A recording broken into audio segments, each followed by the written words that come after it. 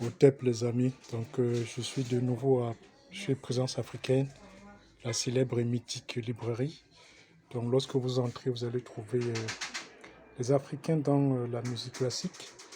C'est juste en dessous de ce beau titre, Jazz en 150 figures. Vous voyez juste là. Voilà. Donc, vous levez un peu plus la tête, juste tout en haut, vous allez voir les Kempti. Si vous êtes intéressé par un des titres, donc vous avez Kandaka, vous avez Kama, Kamtiu, Iteru, voilà. Et vous descendez la tête, vous allez retrouver les volumes Kandaka 1, le grand format, qui est ici. Donc bien sûr, il y a toute une rimbambelle, on va dire, excusez-moi l'expression, de livres jeunesse, hein, fort intéressant. Voilà, donc il n'y a vraiment pas d'excuse pour venir prendre des livres pour les gosses. Il y en a pas mal maintenant, fort intéressant. Bon, même s'il y a mon humble avis, il n'y a pas encore suffisamment de livres sur l'histoire ancienne à l'adresse des enfants. C'est le seul petit hic. Mais bon, je pense que c'est en route. Il y a des gens qui doivent travailler sans doute dans le silence. Et ça va venir. Alors, je vais faire un petit... Est-ce que... Ouais, il y a Kamtiu qui est là. Voilà, je le dépoussière. Alors, Kamtiu, je vous le dis les amis, Kamtiu, je l'ai écrit grâce surtout à... Ah, mais on dirait qu'il n'est pas là. Unité... Ah, il est juste là. Unité culturelle de l'Afrique noire.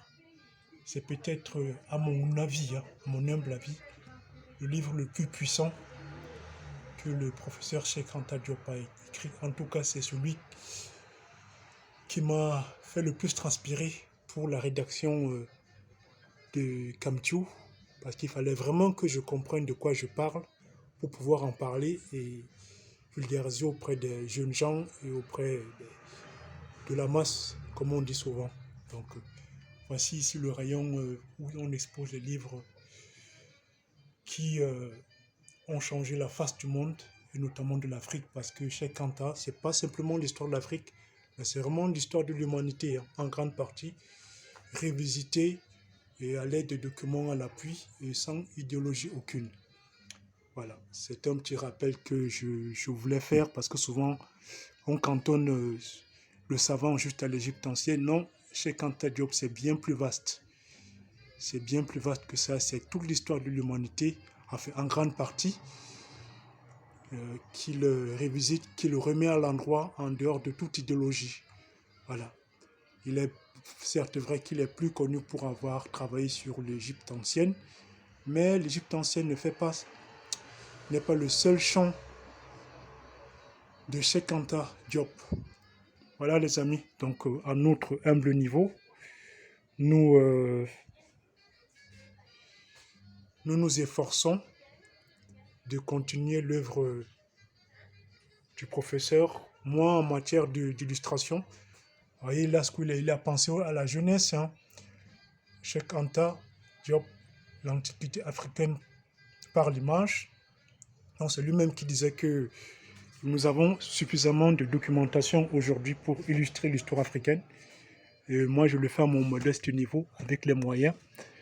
Donc là, vous avez, je parle de l'unité culturelle de l'Afrique noire. Ici, je parle des origines de l'humanité.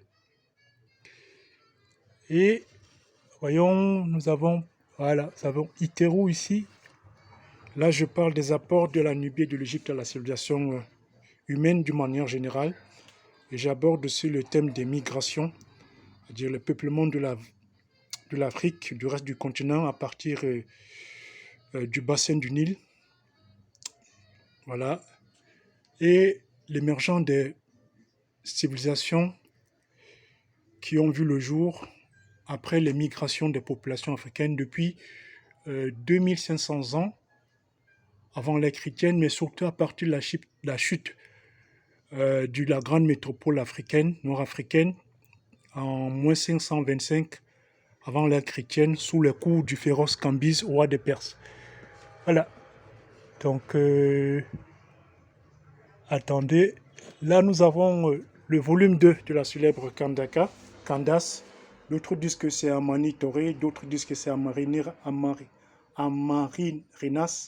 Renas, et pour d'autres, c'est Amani Chakito. Et moi, je pense plutôt pour cette dernière qui aurait vaincu les Romains, surtout à la célèbre bataille d'Assouan. Malheureusement, c'est peu connu, mais bon, j'en parle ici dans cet ouvrage. Il y a très peu de documents sur ces faits historiques. Donc, l'ouvrage est fondé sur une base historique, mais il y a aussi de mon imagination. Bon, là, c'est plus un ouvrage illustré sur la fête du Kwanzaa, les racines de Kwanzaa, qui est devenue une fête panafricaine. Voilà. Donc, venez faire un tour à la célèbre librairie. C'est un temple. Il faut que si vous avez des enfants, faites-les venir ici au moins une fois. Si vous habitez Paris, si vous faites un tour sur Paris, c'est vraiment un lieu d'histoire pour nous. C'est ici que nos pères, nos grands-parents ont fait leurs armes et ont publié pour la première fois, pour la plupart d'entre eux. Voilà. Voilà, je vous y invite. Quand moi je peux, je fais toujours un tour par ici. Voilà les amis. Donc on se dit à la prochaine. Je vous ai fait une petite présentation de mon travail. Donc vous avez là Kandaka, premier volume. Vous avez juste à côté ici les 2 volumes qui restent sur les Africains dans la musique classique, des compositeurs qui ne sont pas suffisamment connus, mais qui ont écrit composé de très grandes œuvres qui méritent d'être connues. En tout cas, moi, je les écoute souvent, surtout quand je travaille. Et là, vous levez la tête un peu plus haut, vous trouvez la trilogie et d'autres Kemti que j'ai réalisés sur l'histoire africaine noire. Au TEP, les amis.